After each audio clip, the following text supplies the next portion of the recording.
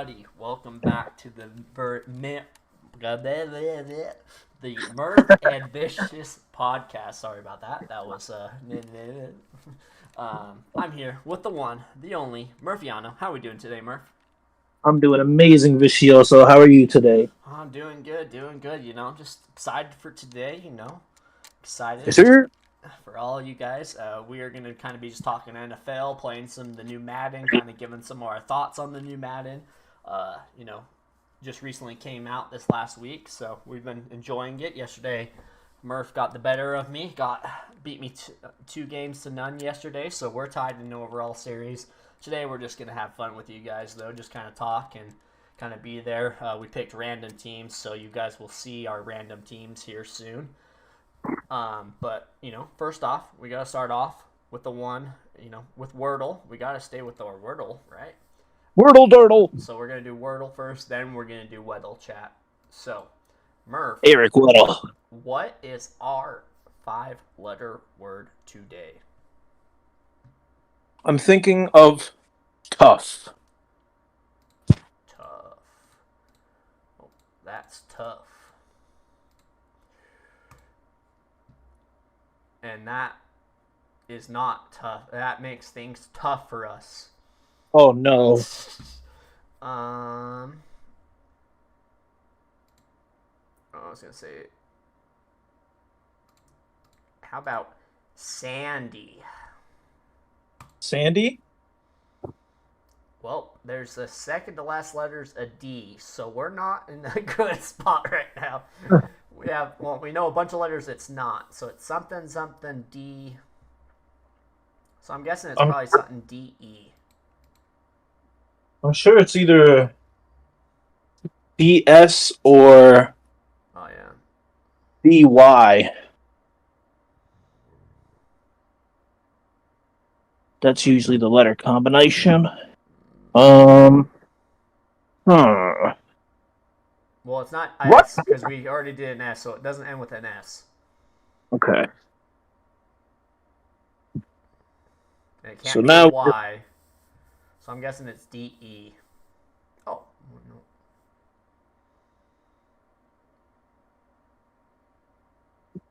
is spade a 6 letter word or is it a 5 letter word? Fade. I think it's SPADE, right? Oh, spade. Sorry. Like the card. I Yeah, think sorry. it's I thought you said fade. I'm like, fade's a 4 letter word. Where are you getting 5 or 6? a. Uh, there's no S, but it would give us a few other things. I'm down for it. All right, let's pull her. Okay, no A, so it's D E is for sure our. So I'm guessing it's I D E. Huh. I would assume, unless I mean, or it could be. I guess. Did we? No, we did. A. Yeah, I'm assuming it's on I D E. IDE.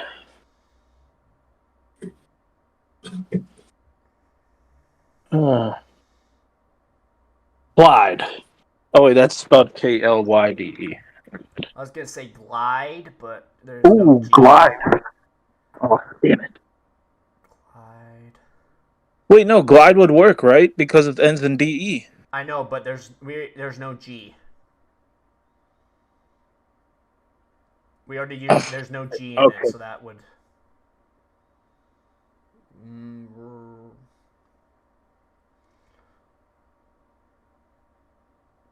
Glide. Oh no. Cried? But that's ED. I thought that too. Ah, damn it. That's right, that is ED. Huh. I'm guessing. I'm just spitballing. I think it's gonna be some. IDE something. I'm guessing it's gonna be RIDE. More than likely. I mean, it might not be, but lied, cried, ride. All the other words are ED, not DE. This is weird. Could it be slide? Slide? No, because there's no S. Fuck. Cried? Oh, snide! But there's no S. And Damn no it! N.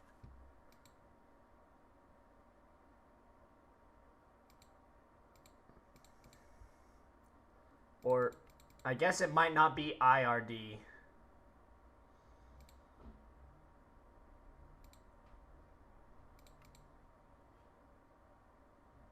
It could be something IVDE.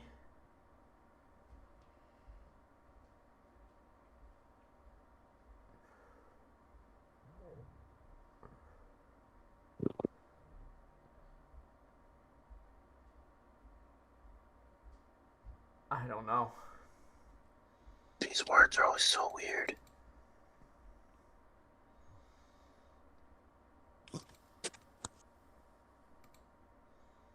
Here. I know it's not going to give us, but we're kind of stuck. See if there's even an I in it. Just do glide. See if, unless you can think of another word that we can use some other letters. What about abide? Oh, but you said there's no A in there, right? Yeah, but that gives us some. I think let's do it. Gives us the see if there's even an I in it. Okay. Okay. Oh, so it's B something IDE. Bride. Duh. So there's no A. Let's go. It was bride. Oh, let's go. Once I saw that, I was like, oh, hey.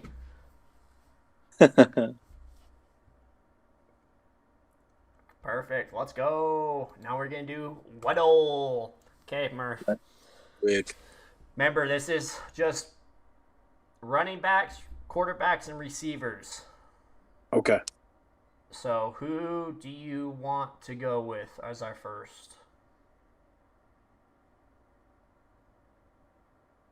Let's go with Brock Purdy. Oh, the Purdy.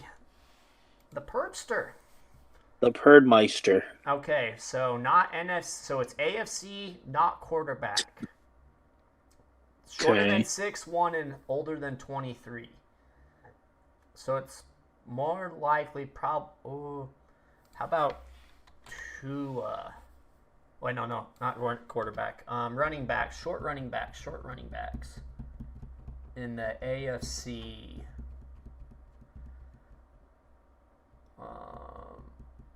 I don't know. How about Raheem Mostert? Oh, perfect. Okay, so it's a running back in the AFC East, and he's above numbers higher than 31, and he's between ages of 23 and 31. So AFC, Hines? No, Hines is. Wait, no. Hines is right. Let's see. So it's not the Dolphins. So it's either Patriots, Bills, or Jets. What's his name? Something Stevenson something? The halfback for the New England Patriots? Ramondre Stevenson. Ramondre, I think it's something like that. Ramondre Stevenson. Hey, let's go! Okay, chat.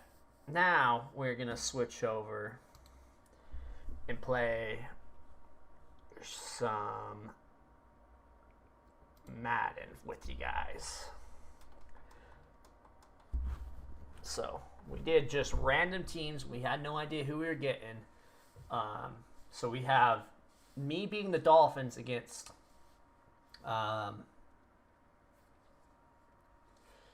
him, who is going to be the Texans.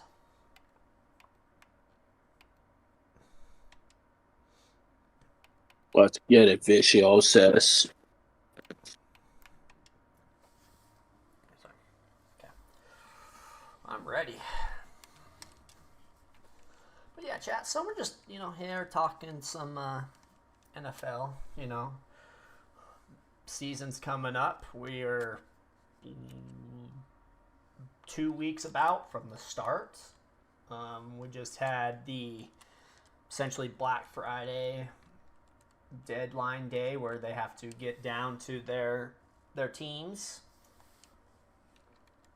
So, Murph, kind of after preseason, who are you thinking is going to be your favorite to win the Super Bowl? I'm gonna so I'll give you a biased answer and then I'll give you a non-biased, a team that I would love to see in the NFL or in the Super Bowl this season. Obviously, me being a hardcore, diehard Ravens fan, I got to go with the Ravens. I mean, I would love to see them in the Super Bowl again. Lamar Jackson, in my opinion, deserves that ring. I think he is a Super Bowl worthy player. And that's just not me being biased. I've always been a fan of mobile quarterbacks that can kind of throw and run the ball and just do everything. When Mike Vick was in the league, Mike Vick was my favorite quarterback. Randall Cunningham, one of the original mobile quarterbacks to ever play the game of football. So, and then my unbiased answer would probably have to be the Jets. I mean, cornerback is one of my favorite positions. So for me, it's like growing up, Darrell Revis was my favorite player, or Nnamdi Asomugha was my favorite player. I've always been a fan of the cornerback position. So I would love to see Sauce Gardner and the Aaron Rodgers because you have a dope player like Aaron Rodgers, a veteran quarterback who's able to make those amazing passes and kind of in a sense have that Tom Brady story where he goes to a different team and takes them at least to the playoffs. And I'm just hoping and praying that I could see them. And again, we've talked about this in previous episodes. The Jets was my favorite NFL team. That was my first ever NFL team that I really fell in love with because of Revis Island and Antonio Cromartie. They had Dustin Keller, that beautiful lineup, Santonio Holmes, Braylon Edwards. And Mark Sanchez back in the day wasn't causing butt fumbles. He was a quality quarterback. So I think for me, it would definitely have to be the Jets as my non-biased opinion. What about you, Vicioso? Well, bias, I'm hoping the Eagles win it. Always want the Eagles. Can Right. get another one of these old rings here. If I had, I don't know. I feel like you can never. Oh wow, what a tackle! You can never hold out the Chiefs. The Chiefs are definitely one that I think can definitely do it. I think there's a lot of teams capable of it. Chiefs. I don't think the Bills is going to be as good as they always seem to be. They kind of just fall short, unfortunately. But I wouldn't be surprised if it's them. I'm trying to think of what other NFC teams got. There's some NFC teams that got good. The Niners are definitely a possibility. Oh yeah, they have a really good team. As long as Brock Purdy can stay healthy, they'll be in good shape. So, but if I had to probably pick one, honestly, I'm guessing the Chiefs are going to probably repeat. They didn't really lose a whole lot, and they're just that good. And they are that excellent coach. I love Andy Reid from his time in Philly. So, would love to see him win another ring, but that's who I would guess. Would be okay. My choice. Okay. But yeah, I'm excited just to have football back with us. Same. I'm excited for football to be back, man. It's gonna be a good time. I'm actually reason we're filming today. Some of you may not know, but I'm actually traveling with the team I work with, football team. So get to go on the road, watch some football live in person. So just getting that little bit of urge and that sense being able to do that.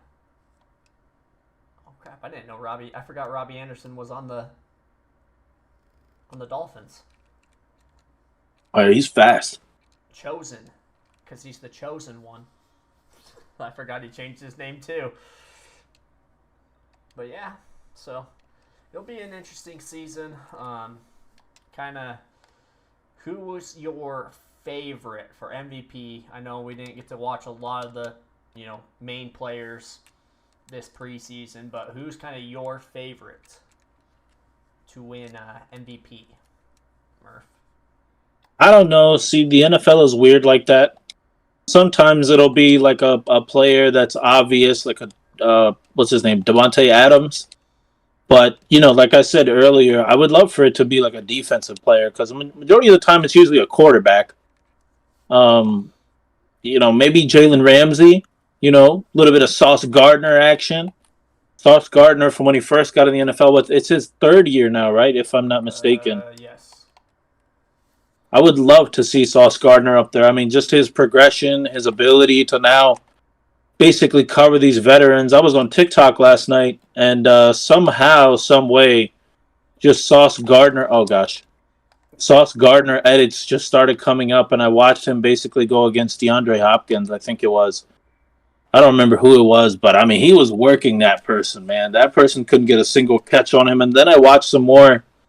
Kicked it back to like 2015, where we would all sit back and watch NFL highlights on YouTube.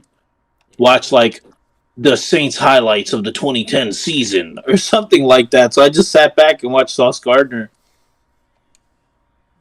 Good guy to be watching. I would love for a cornerback, middle linebackers get that love too. Sometimes defensive linemen like a Nick Bosa or a Myles Garrett. I think Myles Garrett could have gone and maybe did it if he didn't smash what's his name with his helmet. But I think I would love to. Yeah, what's his name? Mason Rudolph, I think. Yep. I would love to see a defensive player win MVP. As you can tell, defense is one of my favorite parts of football. Not really much of an offense guy. Maybe like a receivers kind of guy, but I love defense more than I like anything else. What about you, Vicious? Well, if quarterback wise, I don't think Patrick Mahomes is gonna get it, regardless of how well the season he has. It's kind of it's like the Tom Brady effect, the LeBron James effect, and if you had to go on an NFL kind of or NBA type A route, they're expected to put up what they put up. Like if they do worse, then it's considered a bad season. But the numbers they're putting up would be, enough to get that person an MVP if they weren't, the household name. But because it's expected of them, you don't really they have to do more and more to get that opportunity. Right. So if I went, quarterback wise, I feel like, being Eagles biased, I think Jalen Hurts will be in those conversations as long as he has a good year. I'm trying to even think of who. I mean, there's just so many quarterbacks out there. Jalen Hurts. Josh Allen's another one that could potentially put up that number. Right. I mean, playing right now with the Dolphins, Tua is definitely one of those. If he stays healthy, he's definitely could be a threat to be, MVP. If Rodgers can lead the Jets good enough, there's just a bunch of different quarterbacks like that. Running backs, I think there's some good ones. Like Nick Chubb is definitely a possibility if he has a great year. McCaffrey, but I think McCaffrey, it sounds like he's going to be on a snap count, which means might be a little more, not knowing what's happening in Indianapolis. Is he going to get traded? Is Jonathan Taylor not going to get traded? I think that's going to take away from him potentially doing it. From a receiver-wise, Justin Jefferson, if he can be putting up numbers, or Jamari Chase put up those type of numbers, they definitely have a chance to be that. Then on the defensive side, it's definitely a lot harder. I think you kind of have to be a linebacker or running back in order to, or linebackers like D linemen to get that, just because the cornerbacks, if you're a really good cornerback, you're not getting thrown to a lot. Jalen Ramsey is a good cornerback. But guess what? They avoid throwing to him as much as possible, which means his stats go down. And so, but yeah, definitely defense is harder. I mean, they always say defense wins championships, but offense is what always gets the glory and the fame. Exactly. But again, offense has to score. Yes, the defense has to stop them, but the offense has to be the one to score. And it's a lot easier to get stats on offense than it is on defense. On defense, exactly. That always confused me, honestly, because, like, you made a great point. A great cornerback will literally shut down an entire side of the field. It's not even just he's shutting down one receiver. Yeah, cool, but that makes the entire offense weary of that side of the field. People tend to not throw to whatever side Jalen Ramsey is lined up on. I mean, how many times did the Rams go against the Seahawks, and Jalen Ramsey is pretty much, I'll give DK Metcalf his flowers. He definitely got like a touchdown or two against him, but when you really think about it, Jalen Ramsey kind of shut DK Metcalf completely down, limiting him to the amount of catches. I think he had I forgot the stats. It was like maybe 6 catches for like no more than maybe like 50 yards, 60 yards, and then 2 touchdowns. And both of the touchdowns that DK had were all in the end zone. So it wasn't like, he caught like a heater. No, they were all right there. So it's like, I agree with that. And I think that should be accounted for. The percentage of amount of times that the ball was thrown to them should be a stat for the cornerbacks, in my personal opinion. I agree. Like I said, yeah, it's hard, but definitely, and it's just one of those ones. I mean, you see it too in like the Super Bowl and stuff like that. Just even the Super Bowl MVPs, you can get a pick and as a defensive player, and realistically, it's always going to be the quarterback or the receiver that caught the most touchdowns. Yeah. But I mean, at the end of the day, they're the ones putting up the stats, and at the end of the day, the touchdowns what gets you the Super Bowl victory, not you picking to get you in the situation, but again, the offense or whoever has to execute and make sure that they get that touchdown from getting that pick. So, yeah, like I said, I mean, it's good. Like, it sucks that defense, but it's always quarterbacks. But again, quarterbacks are kind of what run the NFL. I mean, all the highest players in the NFL, if you look at it, and I mean, we'll look over the last 5 years, and I mean, just even this offseason, where there was 2 or 3 different quarterbacks getting the most highest paid players in the NFL. They're all quarterbacks, because quarterbacks is what wins or loses your team. You can't run the offense and facilitate the offense to get enough yards to not put your defense on there, then you're going to struggle. I agree completely. So, but yeah, it'll be interesting. Who you kind of, I mean, I know this kind of goes with the MVP and stuff like that, but who's your guess for Offensive Player of the Year? I'm thinking,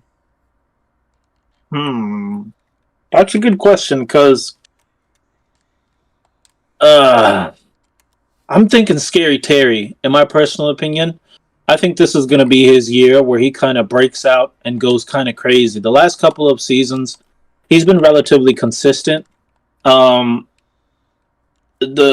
his name? I forgot his name. The quarterback for the Redskins. He's not doing too bad. Sam Howell. Yeah, Sam Howell. He's not that bad of a quarterback. He's obviously no superstar quarterback. He's not an Aaron Rodgers or anything like that, but I think for, in a lack of better terms, a no-name quarterback, he isn't doing as bad as we all thought he would. And Scary Terry, oh shit. Fudge.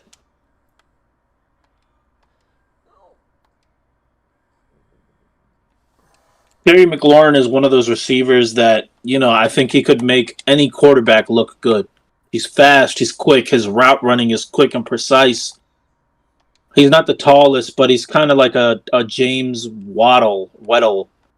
Just really quick, really fast type of receiver. And those are the type of receivers usually that can either get open downfield in a matter of seconds, or They're those type of receivers that can get you those little slot routes that you need, and turn it into a big play. So for me, I'm gonna go with my boy Scary Terry.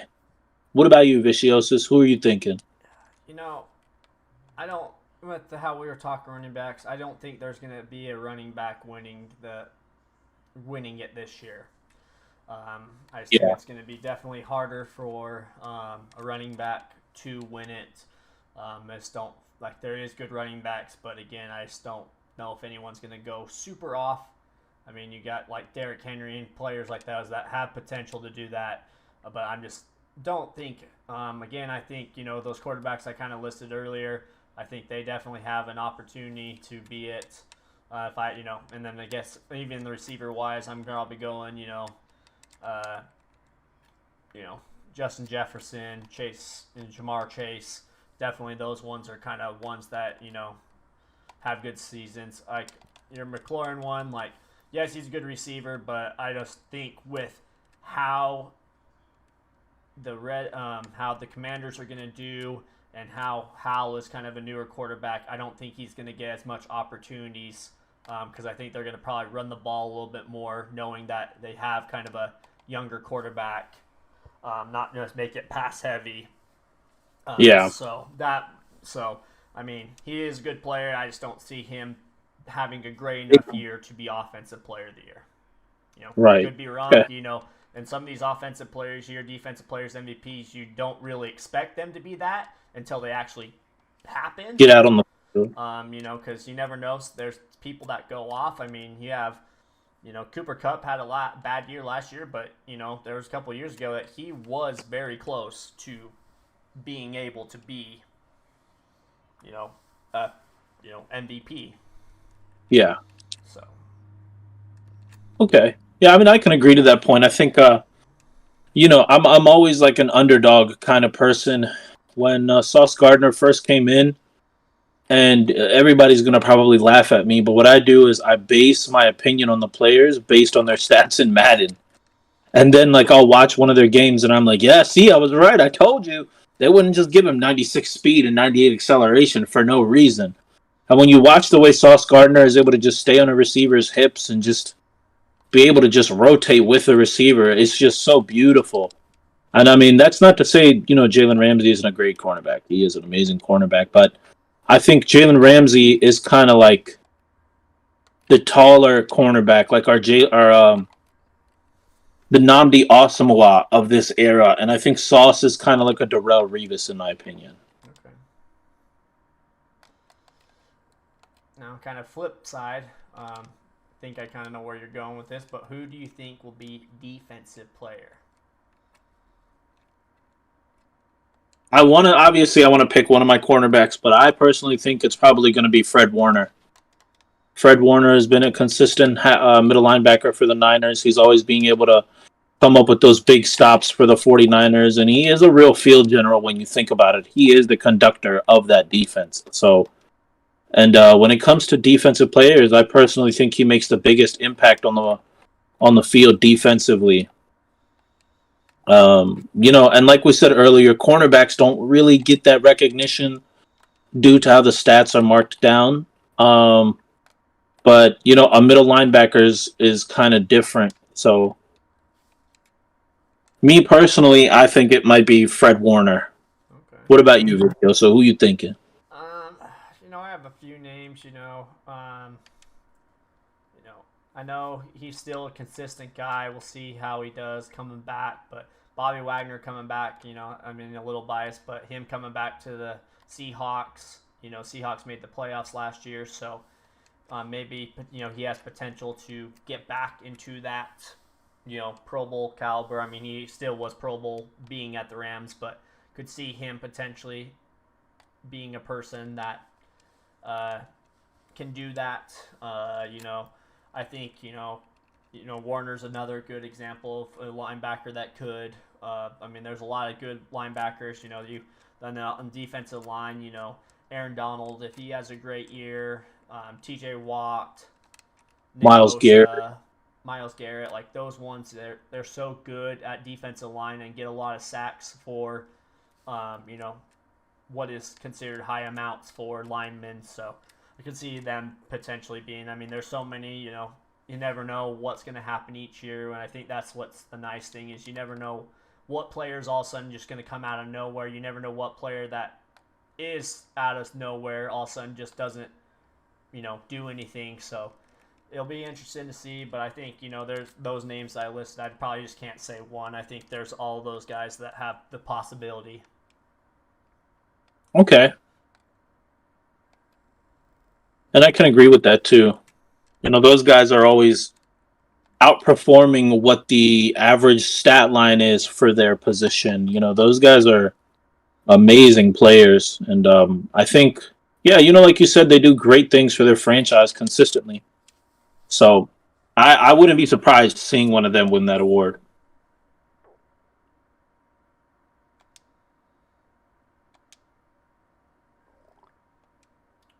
Vicioso? Oh, yeah, I'm here. Sorry. Oh, I okay. think I thought I accidentally kicked a fake punt, which I didn't want to do, so I was a little worried. For a second, I was like, I accidentally pressed the wrong button. So, but yeah, definitely agree. But Murph, I know Yes, sir. you're a big Ravens fan. What is the Yeah. one game you're looking for on the Ravens schedule? Ever since the Steelers and the Ravens games weren't the same after the 2011, 2012, 2013 season, that Ed Reed, Ray Lewis, Hines Ward, Rashard Mendenhall, Ben Roethlisberger, I always looked forward to those games because those games were so entertaining every single season. But now, kind of the only game that kind of reminds me of that is the Bengals versus Ravens. That game is always very intense, especially in my household. My mom and my brother are Bengals fans, and I'm the only Ravens fan in my household. So it's not just fun watching them all beef on the field because we'll just be sitting there like, "How was that touchdown, jackass?" Like, yeah, your freaking dog shit defense can't stop Lamar Jackson, can they? So it's always a lot of fun. Oh my gosh, Cheetah is so fast. Yeah, it's always fun to watch those two teams go at it, not just because of the emotions that they are able to exert on the field and how some games are just so back and forth. I mean, and watching Lamar Jackson play, in my opinion, because of the way I like to watch, because of the way I grew up watching football. Um, you had those just crazy mobile quarterbacks, and I know when we were watching football as younger kids, it was kind of the era of pocket passing quarterbacks like a Brett Favre or even Matt Schaub and Matt Hasselbeck, like these quarterbacks that weren't necessarily the best, but they still had that pocket passer mentality. And I loved watching that too. But then once Mike Vick, changing up the game, and I think that's why I love those guys so much. So I I don't know, man. That Bengals and Ravens game is the closest thing to me that it is to the Steelers and Ravens game. Okay. What about you, Vicio? So I know it's going to be the Eagles, but Yeah. what game of the Eagles are you looking forward to? Cowboys stretch is always a good one. My uncle's a Cowboys fan. I have a bunch Mm-hmm. of friends that are Cowboys fans. I had a bunch. I worked in Texas for a little bit, so a lot of Cowboys fans. So it's fun to just give kind of shit. So that one's always a good one. But I'd say there's like about a 3-week stretch for the Eagles that I'm kind of interested to see. It's going to be a hard one, definitely, but I think it's going to be fun to watch. You got, Eagles, Chiefs, Super Bowl rematch. Then right after that, have to go play the Bills, and then have to go play the Niners. So, like, pretty much, 3 playoff teams, 2 of them, one was Super Bowl, one was an NFC Championship game. So it's going to be fun to watch those games. And, the Eagles are going to have that one against the Chiefs circled on their calendar. They want payback from the Super Bowl. The Niners are going to be circling that one against the Eagles because they want to, take them down and show that we had an injured quarterback. We should have been able to beat you, but we had, so it's going to be a lot of fun watching those few games, especially back to back to back weeks. It's going to be a tough stretch for the Eagles, but I'm looking forward to that stretch. Okay. So Yeah, that's a tough lineup, man. Honestly, have all those freaking what I like to call them is the warrior teams because they're just such OP teams. I thought that was going to be a bad pass. Yeah, I call those type of teams the Golden State teams because they're just so OP. So I mean, I think. Oh, come on. I think that the Eagles definitely have their plates full. So, looking at too, it's the Cowboys after that. So another. It's Cowboys before and after that home stretch, that stretch of games. So definitely gonna be a interesting 5 weeks. That could either really help the Eagles' case to go to the playoffs, or that could be a downhill battle of trying to have to compete to get back in. So I'll tell you what, man. If the Eagles are able to beat all 5 of those teams, then you know that the rest of the season they're going to be so confident because they just basically beat any of the other contenders in regular season. So I think that'll be a good little a heat check for the Eagles in another way to put it. I would agree. But it's gonna, NFL season, it's gonna be interesting. How did overall, I know we're gonna have bias, but how do you think the Ravens are gonna do? On an unbiased opinion, how do you think they end up? We still have Marlon Humphreys. The thing is, Marlon Humphreys each year is getting older. We lost Marcus Peters. So it's just kind of only up to Marlon Humphreys. So that's kind of concerning to me, to be honest. Roquan Smith is going to do his thing as per usual. He's very consistent every single season. I think if we could have got a major defensive lineman, it kind of would have set up that our front lines a little bit better, in my opinion. Because you got people like I can't think of his name. I know his last name is Williams, but he's one of the quicker, faster safeties. Not much of a run support safety. So I think we're not going to do too bad. As long as that OBJ and Lamar Jackson connection can really start to click early on in the season. I know they've been working on developing that connection, especially in their training camps, a lot in the preseason. There's a lot of time to develop those type of little minute details in the preseason before, you even get to the regular season. So as long as that connection can go good, we still have Mark Andrews. So I think personally, we, unbiased, I want to say we'll make it to the playoffs, but we'll probably lose. I don't see the Ravens going to the Super Bowl because, in my personal opinion, I don't think OBJ is a star receiver anymore. I think he's just one of those veteran receivers. It was like Larry Fitzgerald on the Cardinals towards the end of his career. Larry Fitz is a legendary receiver, don't get me wrong, but towards the end of his career, he didn't really get many touches. They just kind of used him as a mentor for the younger receivers coming in and as a good run blocker. And he was satisfied with that. He was happy with just being a run block receiver at that point. Yep. So this is kind of how I look at OBJ. I don't really look at him as like a threat anymore, like how he was. I think he's one of those receivers that peaked way too soon. And now, after that, there's not really much to OBJ's story. He got that one good catch.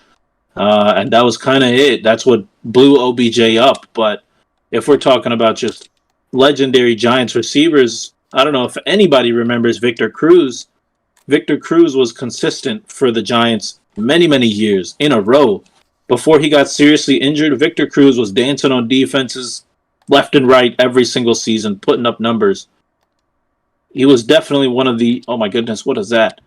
One of those type of receivers that when he gets traded and he goes to another team, you're like, oh yeah, here we go. Or like an Antonio Brown. I know Antonio Brown isn't the most popular human being right now, but if we're talking strictly football, Antonio Brown is a legendary receiver for his footwork and his route running. So I think I don't know. I don't think OBJ is that big of a connection, in my personal opinion. I don't think he's gonna do everything that they're all hyping it up to do. Like, oh, Ravens got OBJ. Yeah, I don't think it necessarily matters as much as people are trying to hype it up. So, like I said, I think the Ravens will make it to the playoffs, but I don't think they're gonna move past round one. Okay. What about you, Viciosososis? But with the Eagles. You know, Eagles. I hope have high hopes for the season. I know we lost a lot on defense because of just people taking other deals, a lot of free agents. Some different trades. So Mm-hmm. I know we did, but we did. Georgia Eagles. Took some the best defensive players because Georgia's had one of the best defenses in the NFL as of recent years. So we did pick up some of those, good Georgia players. So seeing how well those rookies can kind of come in, our first few weeks, I'd say, isn't the toughest of schedules. It's not just a walk in the park. NFL is never just a walk in the park. Right. But there's the Pats, Vikings, Bucks, Commanders, Rams. Like realistically, those first 5 games, aren't that's going to kind of put a test to see where are we? Are we still looking good? Or can we manage these teams easily or whatnot? So it'll be interesting to kind of see and then after that it's the Jets, which you don't know it's hard to tell which way they're going to go. How will Rodgers go? And then you got the Dolphins. If Tua's playing well, that can be definitely a hard game. And then Commanders again, but then you got that bulk of that schedule, the Cowboys, the Chiefs, that whole section, and then you end with the Seahawks, which was a playoff team, 2 games against the Giants and the Cardinals. So you never know kind of what's going to happen with those. So Okay. I think the Eagles can make the playoffs. I think it's going to be, as much as I hate to say this, it's going to be them or the Cowboys that are going to win it all, or win the NFC East. I think Eagles can make it to the championship game if the cards line up. But again, I think it's going to be them playing the Niners probably at some point in time, and I think that's going to kind of definitely be a game to watch. I agree with Shoso. Speaking of So random, there's the Seahawks right there. That was my random team I picked. go. Ooh, God, gee. we got a NFC East, or sorry, West matchup here. Battle of the Birds, Colt McCoy. What the? You can change it once you get there because the only reason it's Colt McCoy is Kyle Murray's hurt right now, hasn't got back, so you can put him in. Actually, What? Colt McCoy just got. I think he got released yesterday or today, How? if I remember correctly. But yeah, so I hope the Eagles do good. I think last year was a good thing. Losing a lot of those defensive guys, offense pretty much stayed the same, but it's gonna be how all those new players and acquisitions kind of work. Will they work well? Will they not? It's gonna be interesting to kind of see. Okay, I agree. I agree. I mean, I think again, I just the Cowboys is a great team, and their defense, in my opinion, is what really carries them through a lot of the stuff that they got going on. I mean, Micah Parsons, what's his name, Demarcus Lawrence, Yep. Lawrence, Van Der Esch. Leighton Vander Esch. They just got Stephon Gilmore, Trey Diggs. Their defense is absolutely stacked. I mean, in my personal opinion, I don't think there is a better defense in the league right now. With that many superstar players on it, what is that, 5, 6? That's insane. It, But go ahead. I'm sorry. no, sorry. In my opinion, I know everyone was raving about the Stephon Gilmore, but in my opinion, I don't feel like he is what he used to be. In my opinion, he's still a good cornerback, but I don't think he's anything as he's being hyped fully up to be. Again, He's not like what he used to be. yeah. I mean, it's like Revis was good at the end of his career, but he wasn't as the good. Revis he was used to be. So, it's just that type. I think he's that type of player. He's still good. He's still, a top cornerback. I just don't think he's as he was. Like, if that was a trade 5 years ago, I'd be like, oh shit, that's a trade. But Like, I don't feel like it's that as it was. Still good, like I said, still a great player, but I just don't think it has the same meaning as it did, 5 years ago. Okay. But, I mean, you can say that to a lot of things. I mean, I talked about Bobby Wagner earlier. Him coming back to the Seahawks. Is he still the prolific player he was back, 5 years ago? No. But is he still one of the top linebackers in the league? Yes.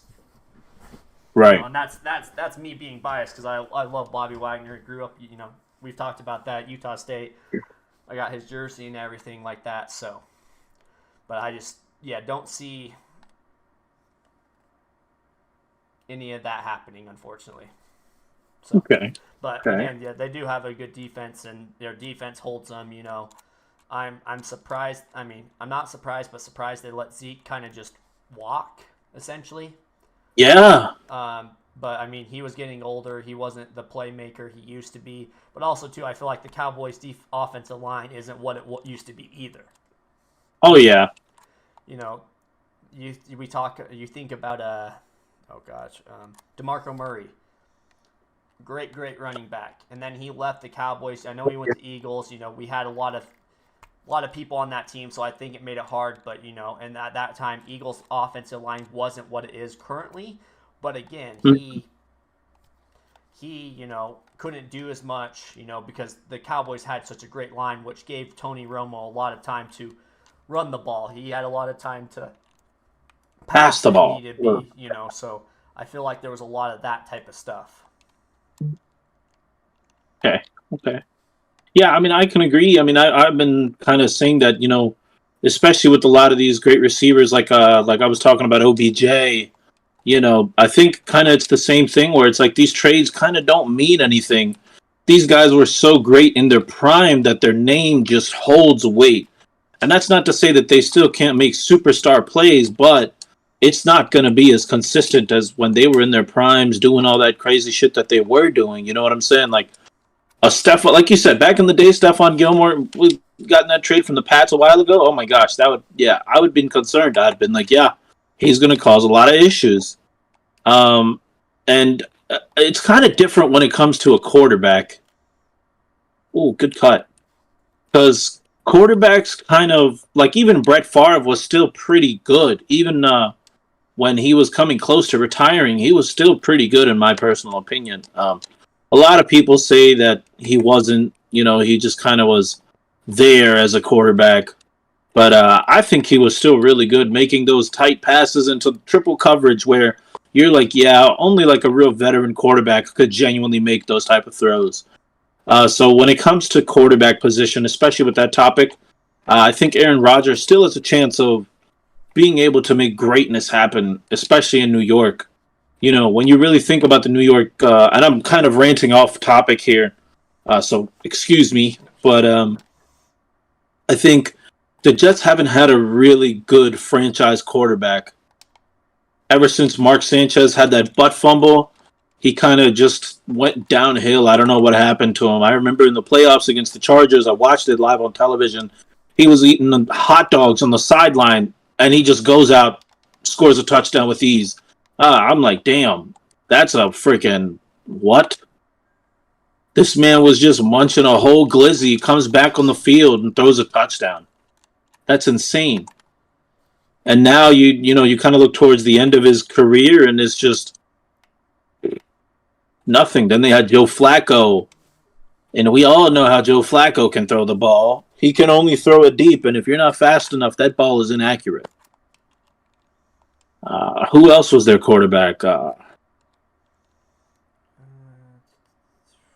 can't even think, but regardless, it's just kind of like I'd love to see finally a good quarterback on the Jets offense, and I think he could really take them far.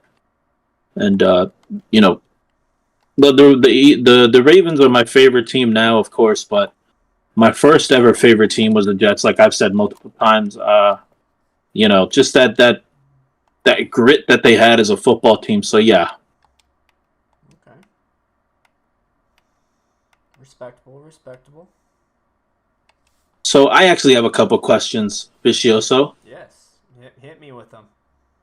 So what's a superstar receiver that you think is going to not even win like MVP, but is going to do the most for their team? And what's a underrated receiver that you think is going to do a lot for their team? Mm. Um, I kind of think about it more. I talked Jefferson. I've talked Jamar Chase, but as long as I think Stafford can stay healthy, I think Cooper Cup is definitely one. He's I think he kind of had a lot of names and a lot of say of stuff, and now he's kind of getting Rams have had a bad year after losing the Super Bowl. They kind of went off and they traded a lot of people, but I still think he's a great one. I think he's gonna exceed expectations. Go back to what his form was. Last year the Rams kind of had a bunch of injuries and a bunch of stuff happening, so I think he'll get back to that form. An underrated receiver that I think could go off. Just kind of I'm sitting here playing with the Seahawks. Tyler Lockett's a great receiver. He's kind of getting older, but he's definitely one. Especially with them getting Smith. Out of Ohio State, that's going to kind of take some pressure off of. What a pick! That's going to kind of take some pressure off of DK, but also him. So I could see him, being one that could potentially, a little bit of eagle bias. Devontae Smith, they got AJ Brown, so he, you have to cover AJ Brown, which means you're gonna have to give somewhere, which means that could be definitely Devontae Smith, kind of getting in there, getting the catches. So I could definitely see him being another one that especially coming off, he's continued to grow more and more. So I could see him kind of being a receiver that can kind of take off. Also, we talk about, he had a great year last year, but, Garrett Wilson for the Jets, we've been talking about Rodgers, him being there, having a, great quarterback to actually throw you the ball. Right. He did well with Zach Wilson, who, isn't the worst quarterback, but isn't the greatest quarterback either. But having someone like him that could easily come back, throw the ball and get you the spots. It'll be interested to see what kind of he can do as well. So, I mean, there's so many, receivers out there. There's some that are overrated, some that are underrated, but definitely I think, we've been seeing, a kind of passing game kind of come back into the NFL. We saw a lot of run. Now we're kind of starting to see some of these star receivers and the passing game coming back a little bit more. Instead of as much of the ground and pound, because you're getting a lot of those, you don't have the Jerome Bettises, the Marshawn Lynch. You don't see those running backs as more the ones that just are bullies down low and just bully you until, you give up or whatever. So I'm excited to kind of see, they're more passing running backs is what I should say. They're ones that can run the ball, but they also can swing out wide. And you're seeing a lot more of those running backs in the passing. So I think that's going to kind of open up offenses a little bit more too. Okay.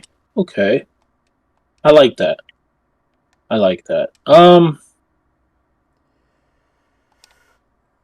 Oh, what a throw! What a catch! I think I don't know, man.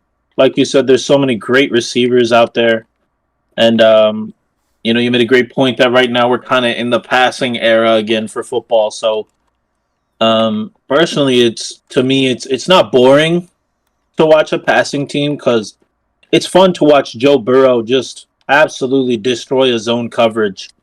And I mean, there isn't really a coverage that you can put out there that Joe Burrow really can't dice up. As much as I don't like the Bengals, I'll give the flowers where they're due. I definitely think Jamar Chase is one of those not overly hyped receivers, but one of those star receivers that is definitely going to make a huge difference for his team. As for underrated, I kind of got two. I would love to see D Hop make kind of a comeback in the ranks. D Hop was such a fun receiver to watch, especially when he was going crazy. You know, making those crazy catches with Kyler Murray, those Megatron catches that we haven't seen in years since Calvin Johnson was used to do that in quadruple coverage, just jump up and put his big ass tree trunk arms up and just catch these amazing freaking throws, these Hail Mary passes. So it's fun to watch that type of receiver for me personally.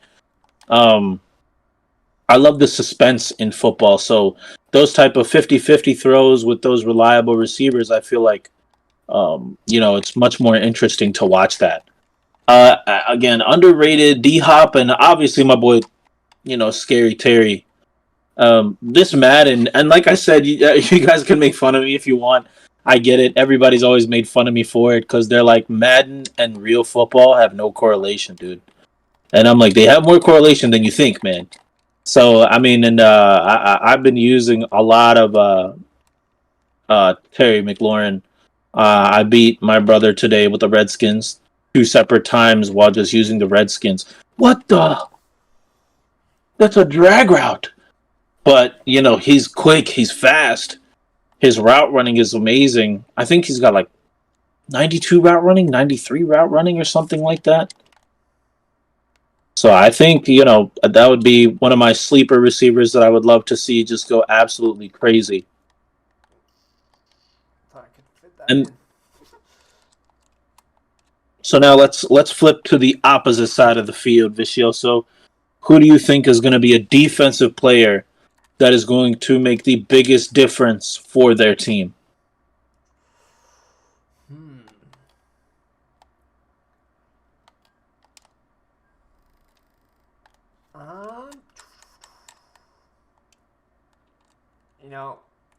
I know it's probably because I'm more just playing Seahawks right now, but I wouldn't be surprised if it's Bobby Wagner.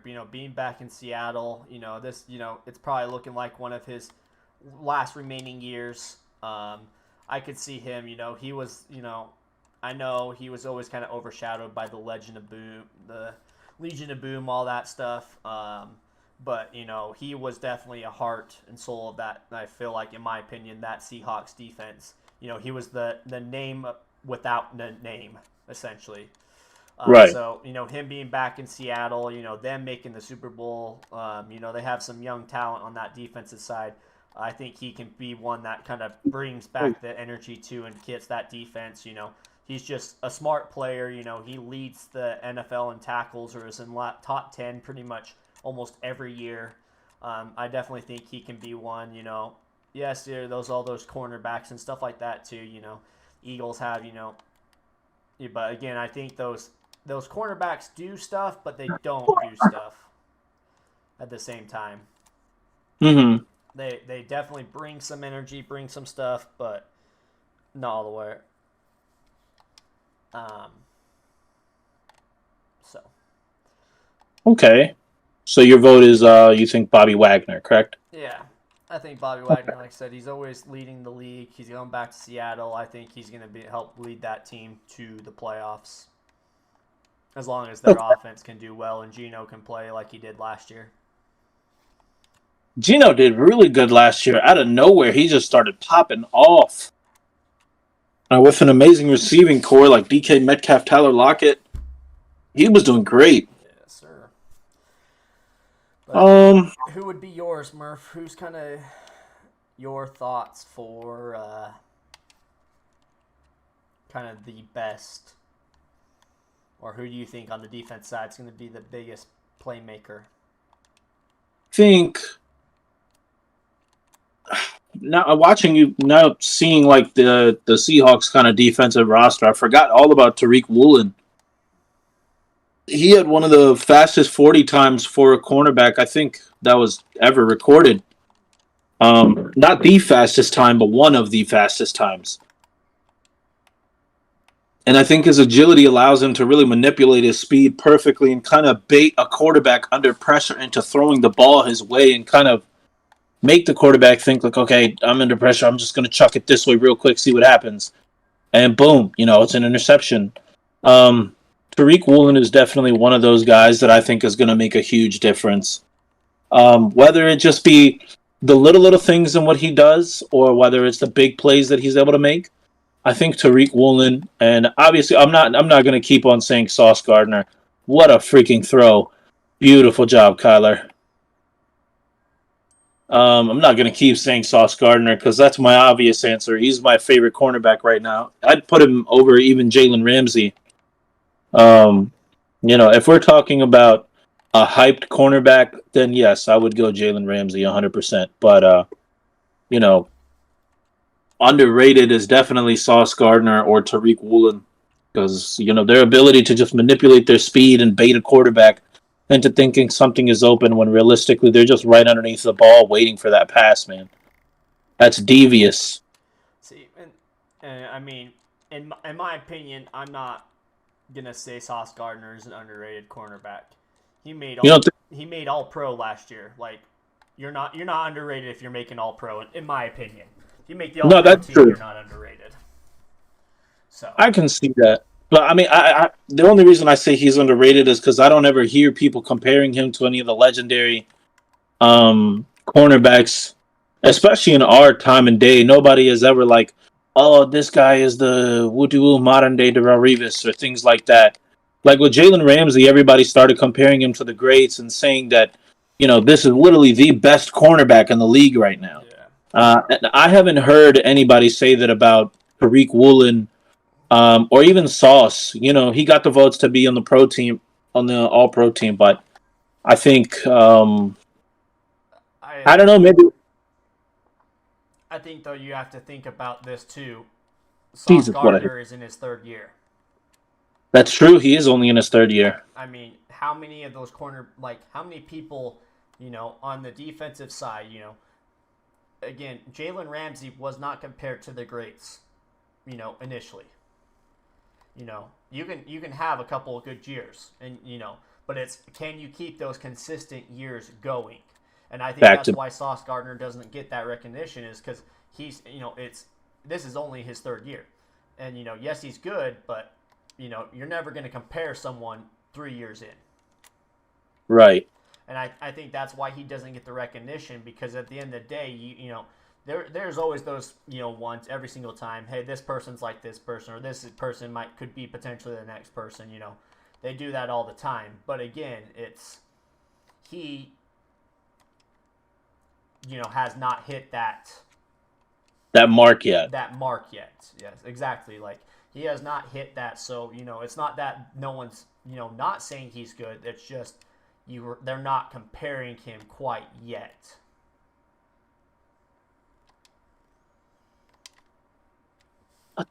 So I also think it's the way that they count the stats for cornerbacks. I think is just so cheese, in my personal opinion. I think there should, and I know I touched on this earlier. I just don't think that's really fair, because you made a beautiful point earlier, saying that a cornerback, if an offense knows that there's a star cornerback on that team, they're most likely not going to throw it to them or throw it their way. They're going to try to formulate a different type of plan to come up with something to kind of avoid that guy. But, I don't know, man. I just think that's not fair. Oh my gosh, Tariq Woolen is so fast. And I just think that's the name of the game. I mean, people always say, watching football and stuff like that, being a cornerback is one of the, is like one of the hardest, if not the hardest position to play in football. Agreed. You can't touch them early. You can't touch them really. You have to stay with them. And, it doesn't get the stats, unfortunately. It doesn't get the glamour, but that's just, unfortunately, how it is. But it is definitely one of the toughest. You have to, the receiver knows exactly where they're running. They don't know where they're running. You have to be able to pick out where they are running, which is definitely hard to do. It's not 100%. It's not easy, especially with the double moves and stuff like that. And that's why these cornerbacks are so good and why they don't throw. But again, at the end of the day, the receiver comes up with the ball, and you're the cornerback. You're considered down because your whole goal is to not let them do that in the first place, if that makes sense. Right. So, yeah. And I think that's, and it's hard to say because, if you do, well, they did not throw to you, at your side of the field, or they only threw to your side of the field 10% of the time. I mean, that just could have been the game plan. It doesn't mean anything. Sometimes, sometimes receivers go off, and it doesn't matter what cornerback's going. But I think that's a stat you can't really compare to because what if a game they throw the ball only 10 times and they throw it to your side one time because they're a run heavy team. Well, you're saying that cornerback, because it only got thrown to one, their percent is going to be a lot higher compared to a cornerback that gets thrown to 30 times just because that was the game plan or whatever. I feel that. I mean, also, you got to look at it like cornerbacks are not designated to make tackles. Deion Sanders was the first one to kind of become vocal about it and say, man, I don't get paid to make tackles, man. My job is to cover this guy and make sure he doesn't catch the ball. And I do beyond of a perfect job at that. So, and for Jalen Ramsey to be one of those type of cornerbacks that can also make a good tackle, stop a receiver, he's an all-around cornerback. So I get why he is considered one of the best cornerbacks in the game right now. So he does things that he's not even supposed to do theoretically. So it makes sense, and I get what you're saying that if you're going against a run heavy team, that shouldn't go against their percentage. Oh,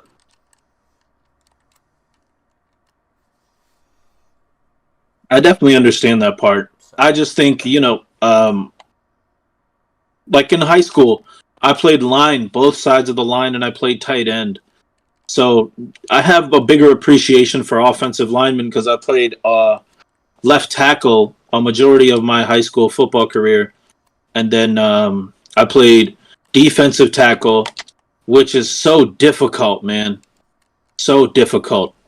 Because you get double teamed basically every single play. Unless you're sending a slight blitz or something like that, you're always getting double teamed, and you have to figure out ways to get through that. So I think, and I agree with you with the saying that cornerback is definitely one of the hardest positions because, usually in football you can touch, when you're an offensive lineman and, you get low, you kind of get in his pads and he starts throwing his hands around, you can kind of predict where he's trying to go, what he's trying to do. It's that consistent physical contact is what's the information portion for these type of positions. But with a cornerback, like you said, you can't really touch them outside of the 5 yards that they're starting off at. If you touch them after 5 yards, it's considered a penalty. So I definitely get that. There's kind of like zero information that a cornerback can get in the middle of a route. It's just, I don't even know how they do it, man. I genuinely have no idea how they do it. It's, definitely hard. Not easy. You brought up a great point about double moves. That's insane, man. Some of these cornerbacks can really just read through it. I think it's just all studying formations and learning the patterns that the team throws in or that this receiver likes to run in or whatever the case may be. Oof, good tackle, Jamal Adams. Yeah, I agree. Just finding out what these what these receivers do, what their tendencies are. I mean, it's, a lot of footwork if you see them doing, sometimes by dissecting film, you can just see, okay, if they push a lot on this foot, that means they're about to go out. If they don't, and you just know it's just the study of the game. Some of these, it's not just necessarily that they're the best there out there. They're not the most skilled. They're just insane freak athletes. I wouldn't say they're athletic. Yes, all these players in the NFL, they're insanely athletic. But they're just smarts for the game, and understanding what's about to happen is sometimes the thing that gets them there the most. Right. Just being able to be like, I see this, like I know exactly this, or this is this player's tendency. This quarterback likes to do this. So, but then too, when a play breaks down, And you have to keep up with this receiver that at that point in time, the receiver doesn't even know what the receiver's trying to do. Yeah. You get to the times like that where, these receivers are just running around because they're just trying to get open for their quarterback. At that point in time, the receiver doesn't even know where they're going. They're just trying to find a gap in the hole, and they're the one that's trying to, But I agree. I think, too, defense, you got man, which is hard, but then zone too, like, good quarterbacks That's can even just harder. pick his zones away like it's nobody's business, and it's crazy.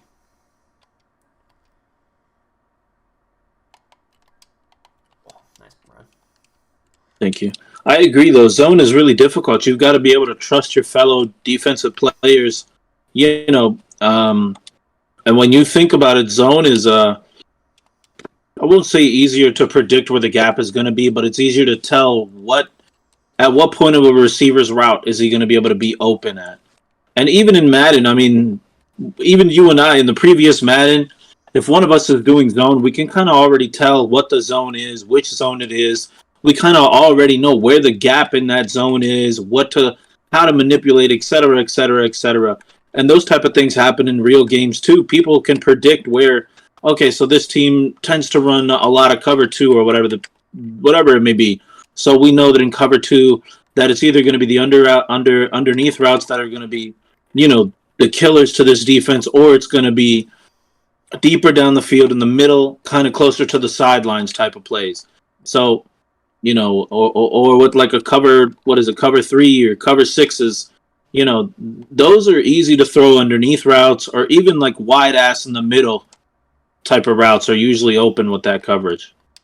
Yeah. No, you're not getting it. Yeah. What? Sure. DK. What the? Yeah, I mean, it's, you watch, like I think about that, what is it, the Cam Newton, Clay Matthews kind of interaction the one time, where, Clay Matthews is sitting there like, real route. And, Cam Newton's just sitting there, oh, you watch film, huh? Watch this. And then, like, Oh, yeah, he's like, yeah, that's cute. completely does, like, the same, like, I think he does the play, but he knew, like, he makes it happen, the wheel route, or he runs in, I can't remember what it was, but it's, it's just stuff like that. It's like, these quarterbacks are studying, and, the quarterback has to study, hey, this is what they do, but then on the defensive side, they're doing the same thing.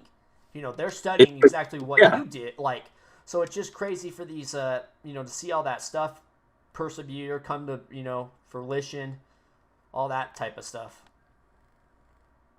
It's crazy because it's almost like a really great pass. It's almost like a huge like chess match, but with human pieces. So it's really cool to watch those type of the offensive players, like the captains of each side of the football, just kind of play this chess match with each other. Oh yeah. I mean, yeah, it's a big chess match. You find their blow, you do that blow right back. Oh, It's a chess match. You do this, and then then you just got it's not even terms of just like the players, the coaches too, just the depth of the game and their knowledge. They're sitting up top, being like, okay, well they've been lining up this way. If we see that, we need to call this play. Like, it's just crazy, like just the stuff they're able to do as coordinators as well. On the offense and defense side. Watching the film, watching it, being able to break it down and say, hey, this is what's been happening this entire game. Oh, gall. I did not mean to do that. Well, that's a poor illegal pass. Good job, Gino. But yeah, so, just that stuff is just crazy to see sometimes too. I agree. These defensive mind coaches, offensive mind coaches, it's just stuff they're able to do. You think you have a good IQ, and then you see, oh, what? Hold on to that. But that's why these coaches get paid a lot too, to be these coordinators and become head coaches, because they're able to, make these plays that are needed. I agree. Whoa. what a sidewinder. Oh my gosh, that was in your hands. Let's go. That was right in your hands. That was to get us continue the game, but nope. We just lost the game there. Dang. It's not over yet, Vicioso. I know, but I'd have to cause a fumble, and you know I can't do that. I've done that one time in the last, 10 games, I think. It's my most hated thing on Ultimate Team. Worst fumble. I use the button, man. The button gets me all the fumbles I need every time. Murph, as we're wrapping up this game real quick. We've made this longer episode. We appreciate y'all. You hope you guys enjoy this. Murph, if you kind of quick, what are your thoughts on? Oh, what the? You gotta jump on that. Oh, it doesn't matter. If I could have picked that, that was pick 6, game over. But I didn't even jump. But kind of, what's your thoughts on the new Madden? Just a kind of quick, brief rundown. I like the new Madden, honestly. It's well built. It's going along so far as a nice oiled machine, as opposed to the previous Maddens where it was kind of botchy and everything moved in pieces. This Madden is more meticulous. You kind of can't throw those crazy arcade passes all the time and get them. Your user. This Madden, I'll say this, is more reliant on you having a good user. Okay. And their new passing system makes everything kind of more interactive, kind of in a way. And I love, like I keep on saying, and I've been saying, I sound like a broken record. My favorite position is cornerback, so obviously I have a cornerback build, and their new backpedaling system makes it so much easier because, like we were saying earlier, cornerback is the hardest position, and you can't really touch that damn receiver, man. And even in the video game, if I even slightly bump the receiver outside of the first 5 yards, I get a pass interference call every single time.